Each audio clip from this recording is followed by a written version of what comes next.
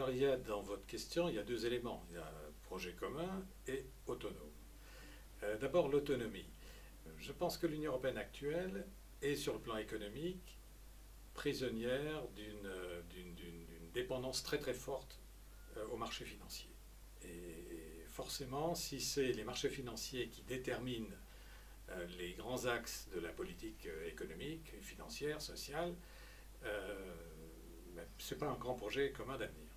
Donc là, l'émancipation en quelque sorte des marchés financiers passerait par de nouvelles missions à la Banque centrale européenne. C'est-à-dire que les États membres ne doivent pas être dépendants des marchés pour se financer, ils doivent pouvoir se financer grâce à la création monétaire par la Banque centrale européenne, ce qui changerait du tout au tout, du point de vue de l'autonomie. Sur le plan stratégique, le problème de l'autonomie tient évidemment au poids de l'OTAN. Pour l'écrasante majorité des pays membres, à partir du moment où on estime que tout ce qui dépasse les règles et les principes de l'OTAN est interdit, on s'interdit une politique autonome. Maintenant, un grand projet commun, formellement, ce qui fait problème, c'est la diversité des positions des États membres. Mais je pense que ce qui fait encore plus problème, c'est la non-implication des citoyens dans le débat sur les orientations dans lesquelles ils puissent se retrouver. Si on peut mobiliser des millions de citoyens en faveur d'un projet commun, c'est une force extraordinaire, une force propulsive potentielle extraordinaire. Sauf que aujourd'hui, pas seulement aujourd'hui, ça fait maintenant quelques années que ça s'aggrave d'année en année, les citoyens ne sont pas mis en situation de se projeter dans un projet commun. Il n'y a d'ailleurs plus de projet commun européen. Il y a eu au début de la construction européenne le grand dessein de la paix.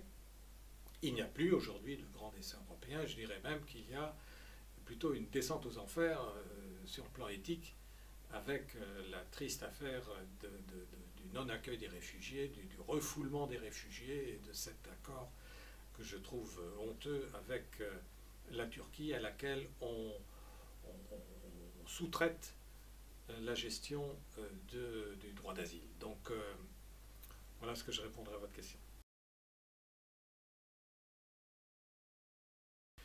Je pense que les dirigeants européens ont peur de leurs citoyens, ont peur de ce qui peut sortir d'un débat de fond. Je ne parle pas d'un référendum comme ça, je ne crois pas à la spontanéité de la vox populi. Je pense qu'il faut donner tous les éléments aux citoyens pour qu'ils puissent confronter leurs options et puis ensuite éclairer d'ailleurs le débat.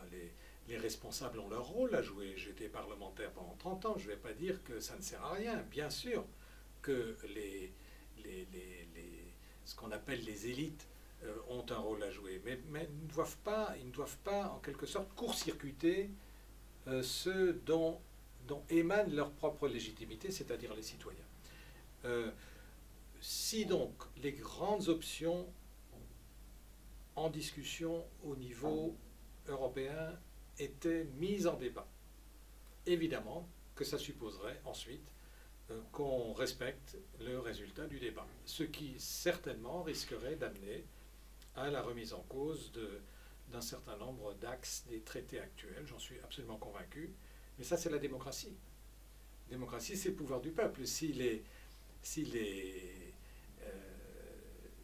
citoyens estiment que les politiques d'austérité, ça suffit, qu'il faut changer les priorités de l'Union européenne, non plus se tourner vers les marchés, qu'il faut coûte que coûte rassurer et donc tirer vers le bas les acquis sociaux, etc., mais au contraire se préoccuper avant tout de la promotion des capacités des hommes et des femmes, ben, il faut le faire. Et s'en donner les moyens. L'Union européenne en a de très puissants, comme par exemple le pouvoir extraordinaire de création monétaire de la Banque centrale. Bon, tout cela fait partie des grandes questions qui sont aujourd'hui en quelque sorte monopolisées par quelques cercles dirigeants, alors que ça devrait être de grandes questions populaires.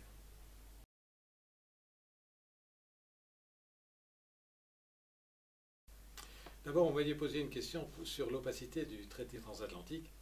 Ça tient à la même chose. Il faut surtout pas réveiller l'attention des citoyens parce que ça risque de gêner le travail de ceux qui ont le pouvoir, de ceux qui ont le pouvoir de négocier au nom de tout le monde. Il y a une commissaire qui négocie au nom de 500 millions de citoyens, mais ils n'ont pas à être impliqués dans ces questions. C'est évidemment une démarche contre-productive qu'il faut revoir. Maintenant, pourquoi y a-t-il cette défiance de masse? Parce qu'il y a une désillusion de masse. Longtemps, il suffisait ce qu'on appelait un consensus implicite, c'est-à-dire que les gens ne s'en mêlaient pas, mais ils ne s'opposaient pas. Ça, c'est fini. Aujourd'hui, l'Union européenne est devenue une construction extrêmement sophistiquée, 28 États, 500 millions de personnes, des institutions complexes, une ramification des responsabilités. Ça ne peut pas se faire sans les citoyens, et encore moins contre. Donc il faut rechercher la raison ou les raisons de cette défiance. Je pense qu'il y a des raisons sociales. Les gens ne se retrouvent pas dans les politiques économiques et sociales qui sont mises en œuvre au nom de l'Europe. Et il y a des raisons démocratiques. Les gens, les citoyens reçoivent très très négativement cette hypercentralisation des pouvoirs qui ne leur laisse quasiment plus de choix. Ils peuvent toujours changer de majorité politique. Les grandes orientations restent les mêmes. Ça n'est pas supportable. Et puis je dirais qu'il y a aussi une dimension éthique à ce divorce, à savoir que, comme on disait, il n'y a plus de grands desseins mobilisateurs européens et il faut absolument en retrouver. Ça peut être un grand dessein social, par exemple le fait d'avoir pour ambition de créer un nouveau modèle social européen d'aujourd'hui, mais en se donnant les moyens de le satisfaire. Et il peut y avoir aussi comme grand dessein de rebâtir un système de sécurité collective sur le continent, c'est-à-dire la paix, la coopération, la bonne entente au niveau de l'ensemble du continent. Ça n'est pas spontané, mais ça peut se faire. On a réussi à le faire avec la conférence d'Helsinki il y a 40 ans.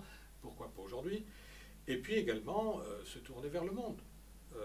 Il y a dans toutes les régions du monde des pays ou des forces politiques importantes qui ne se satisfont pas du système international actuel, qui voudraient le réformer et qui ne demanderaient pas mieux d'avoir une alliance avec une Union européenne qui ait cette vision mondiale à long terme pour rendre les relations internationales plus justes, plus démocratiques et plus pacifiques.